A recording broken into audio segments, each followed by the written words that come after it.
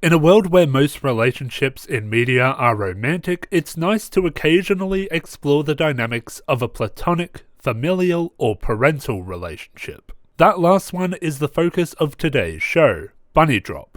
A big thanks to my wonderful patrons Lemon Shark and Soren, as well as the Yee Yee Boy, Dr. Smoothie, and Sage Panic for suggesting Bunny Drop for Red Hot Go. If you would like me to try another show, manga, or video game, let me know in the comments. So on top of most media exclusively portraying romantic relationships, anime in particular has a lousy track record of representing inappropriate relationships as positive. So I won't pretend that I wasn't initially worried when the protagonist, Daikachi, and the little girl character, Rin, first saw each other, and Rin was blushing like mad. I was begging the anime gods that this not go where I thought it might.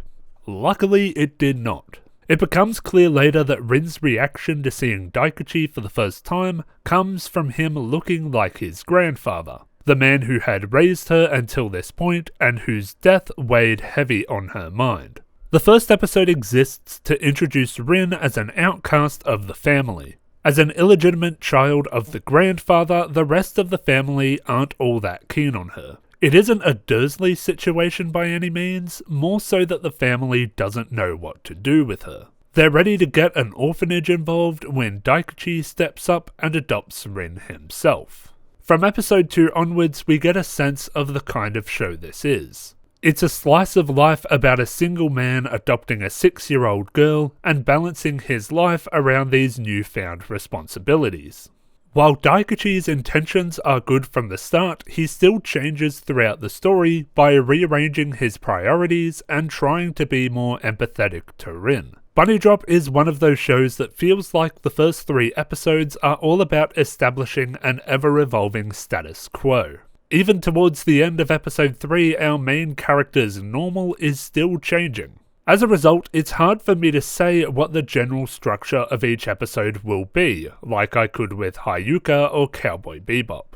While you'd expect a show like this to live on its wholesome factor, I didn't get much of that vibe. While there is no shortage of cute moments between our main characters, they aren't what draw me in. What keeps me engaged is the adult struggles of balancing work and raising a child, what issues arise from this little girl's past experiences, and how they navigate their new dynamic together and with the rest of the family. And I love what this new dynamic does to Rin. Within days of being accepted into Daikachi's home, she sheds the quiet and awkward front that she had worn around the rest of the family. The show even explicitly points this out when they revisit the family, and she reverts to that state until Daikachi confronts them about being more relaxed around her.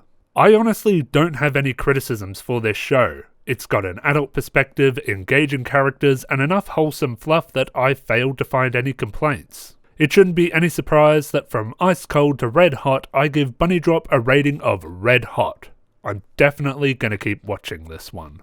And that's all for this episode of Red Hot Go. I'd like to thank my patrons, Orion Tran, Lars Espen, Data52, Jamman5, Lemon Shark, Pixcalibur, Alberto Cruz, Tyler Bennett, Tenka, Jeremy Bashik, Fireclaw, Soren, Christopher Wang, and Will. If you too would like to support the channel further, consider becoming a patron yourself. Thank you all very much for watching, and I will see you next time.